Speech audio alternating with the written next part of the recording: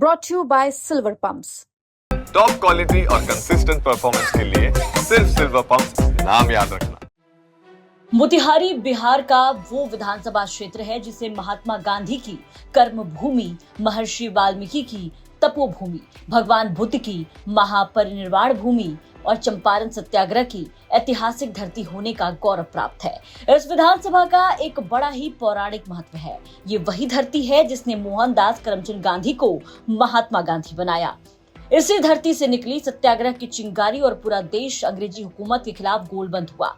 तब कहीं जाकर अंग्रेजों की गुलामी से मुक्ति मिली और भारत देश आजाद हुआ।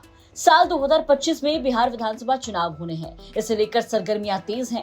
विधानसभा की सीटों के इतिहास के बीच आज चर्चा करेंगे मोतिहारी सीट की, जहां इस बार टक्कर जबरदस्त है। आपको बताएंगे कि इस बार मोतिहारी का चुनावी समीकरण क्या है, पिछला रिकॉर्ड और इस बार जनता किसको चुनेगी अपना विधायक। इसको समझने के लिए सबसे पहले आप समझिए पिछले चुनाव के नतीजे।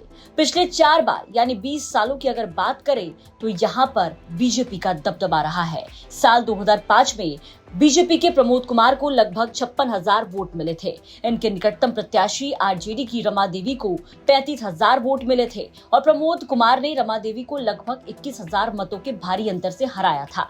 वहीं साल 2010 की बात करें तो बीजेपी के प्रमोद कुमार को लगभग 52,000 वोट मिले थे। वहीं आरजेडी ने इस बार राजेश कुमार और बबलू गुप्ता को अपना प्रत्याशी बनाया था, जिन्हें मात्र 27,000 वोट मिले और इस चुनाव में भी प्रमोद कुमार ने लगभग 25,000 के भारी अंतर से हराया था।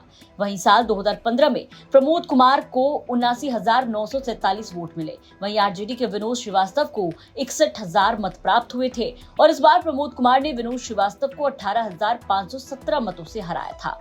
वहीं साल 2020 की अगर बात करें तो साल 2020 में प्रमोद कुमार को 92,773 मत मिले। वहीं आरजेडी ने इस बार अपना प्रत्याशी बदल दिया और सैनी जाति के धाकड़ उम्मीदवार ओम प्रकाश सैनी को उम्मीदवार बनाया था। ओम प्रकाश सैनी को 78,088 वोट मिले। प्रमोद कुमार ने 14,645 मतों के अंतर से जीत दर्ज की थी। मतलब पिछले 2 चुनाव से बीजेपी प्रत्याशी के जीत के अंतर में लगातार गिरावट आ रही है। वो चुनाव जीत तो जा रहे हैं लेकिन मतों का अंतर घटता जा रहा है।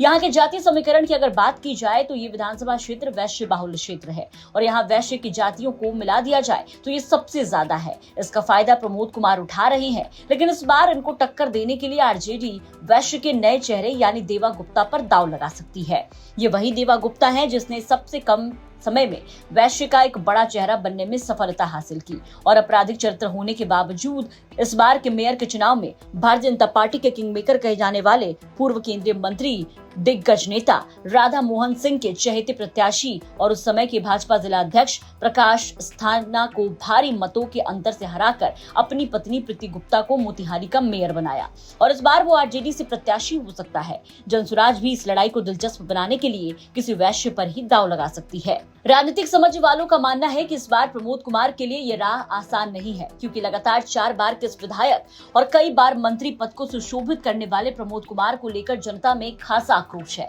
प्रमोद कुमार बिहार विधानसभा में 18 महीने के लिए कानून मंत्री बने, 18 महीने के लिए वो गन्ना उद्योग मंत्री बने। वहीं वो करीब 17 महीने तक कला संस्कृति और युवा मामलों के काबीना मंत्री भी रहे। लेकिन 4 बार के विधायक और 3 मंत्री पद का पदभार ग्रहण करने वाले प्रमोद कुमार के नाम कोई खास उपलब्धि नहीं। जनता से लेकर वरिष्ठ पत्रकारों की राय में प्रमोद कुमार इतने लंबे कार्यकाल में इस विधानसभा क्षेत्र के लिए कोई खास उपलब्धि नहीं कर सके। देखिए, प्रमोद जी तो ऐसे भी 20 वर्षों का किसी व्यक्ति का कार्यकाल जो है सो इनफ होता है। उसके कार्यकाल की समीक्षा हम लोगों ने की, लेकिन एक इनफ होता है। पब्लिक में नाराजगी का एक बड़ा तबका भी तैयार होता है, समर्थक घटते हैं। ये मानक है, राजनीति का मानक है कि इन 20 वर्षों के लंबे समय में लोग जो है सो अपने रिश्तों को, अपने वोटर्स को उस तरीके से कलेक्ट करके नहीं रख पाते हैं।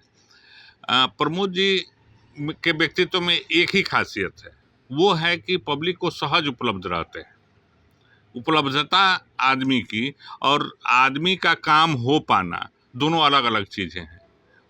तो प्रमोद जी की उपलब्धता सहज रही है जिस बूते पर वो जीतते रहे, लेकिन वो पब्लिक के लिए कितना फ्रूटफुल रहे, पब्लिक का कितना काम करा पाए, लोगों की परेशानियों को कितना दूर कर पाए, इस मामले में प्रमोद जी को मतलब हम लोग बहुत मजबूत स्थिति में नहीं देखते।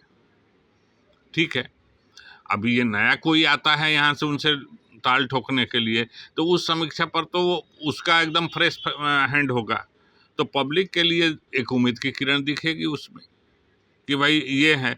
अब रह गया जातीय समीकरण की हम लोग बात करें, तो यहाँ पर जातीय समीकरण के हिसाब से वैश्य, मल्लाह, ये जातियाँ डोमिनेट करती हैं यहाँ पर। ये दो जातियाँ बढ़िया विधानसभा क्षेत्र को अच्छे ढंग से डोमिनेट करती हैं। जब भी यहाँ से सहनी कैंडिडेट रहा है तो वो भी अच्छे स्थिति में रहा है। आरजेडी का अपना एक परंपरागत, जैसे भाजपा का परंपरागत वोट है, उसी तरह आरजेडी का भी वोट बैंक एक परंपरागत वोट बैंक है। भाजपा का वोट बैंक कितना बढ़ा है उसकी मतलब पॉपुलेशन के हिसाब से बोल रहे हैं, लेकिन एक चीज़ तो दिखता है कि आरजेडी का वोट बैंक जो है इस कंस्टिट्यूएंसी में पॉपुलेशन के एमवाई समीकरण वाले हिसाब से अगर बात करें तो इस कंस्टिट्यूएंसी में वो बढ़ा है, वो अच्छे डोमिनेट वो करने की स्थिति में आज के डेट में वो लोग आ रहे हैं। और हमको लग रहा है कि अगर मान लें कि वैसे वोट बैंक ठीक है, देवा गुप्ता भी आते हैं तो इंटैक्ट रहेगा भाजपा के लिए, अगर मान भी लें तो मुस्लिम वोट बैंक जो है वो इक्वल पोजीशन में आज के डेट में है, जो आरजेडी के लिए जो है वो ये रहेगा, डोमिनेट करेगा, उनके लिए काम करेगा। तो ये अगर हालांकि ऐसा होता हुआ दिख नहीं रहा है कि वैसे मतलब एकदम यूनाइट रहेगा भाजपा के लिए, क्योंकि पिछले चुनाव में वो रिजल्ट आ चुका है, डिवाइड दिखा हम लोगों को। देखिए, विधायक जी 4 बार से यहाँ रहे, मंत्री भी रहे, और उनका कोई सिग्निफिकेंट बहुत बड़ा अचीवमेंट दिखता नहीं है, सिवाय कि कुछ महोत्सव उन्होंने किया, विकास के कार्यों में पर्यटन मंत्री भी रहे। उस दौर में भी कुछ बहुत बड़ा काम कर नहीं सके, जो काम पहले से हुआ था बस वही सब था।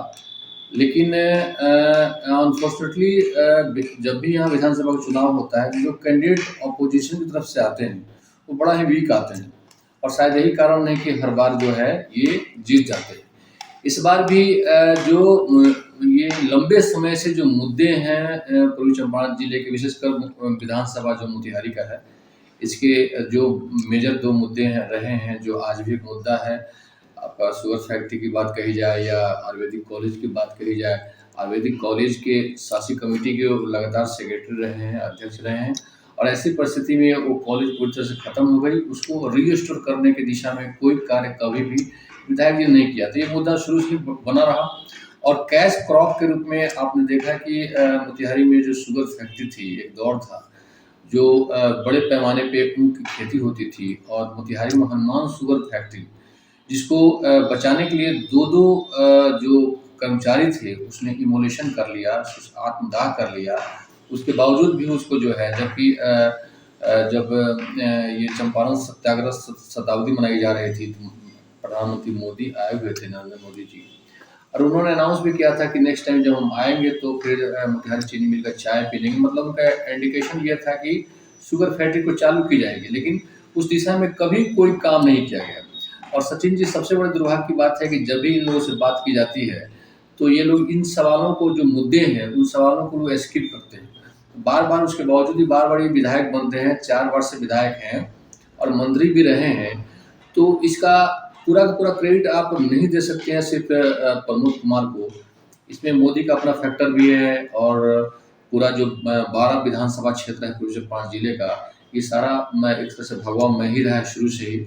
और 2-3 सीटें भले ही अलायंस पार्टियां, अपोजिशन पार्टियां निकाल लेती हैं, लेकिन बाई एंड लार्ज अगर आप मान के देखें तो हमेशा से इन्फ्लुएंस भाजपा का ही रहा है, और शायद इन्फ्लुएंस का ही कारण है कि सीट निकलती है, लोगों में नाराजगी है। विकास के नाम पर देखा जाए तो प्रमोद कुमार ने बहुत कुछ नहीं किया है। तो ये थी मोतिहारी विधानसभा सीट का पूरा लेखा जोखा। अब आप अपने विधानसभा क्षेत्र को लेकर क्या सोचते हैं, कमेंट बॉक्स में अपनी राय जरूर दीजिए। मोतिहारी से सचिन पांडे की रिपोर्ट, बिहार तक।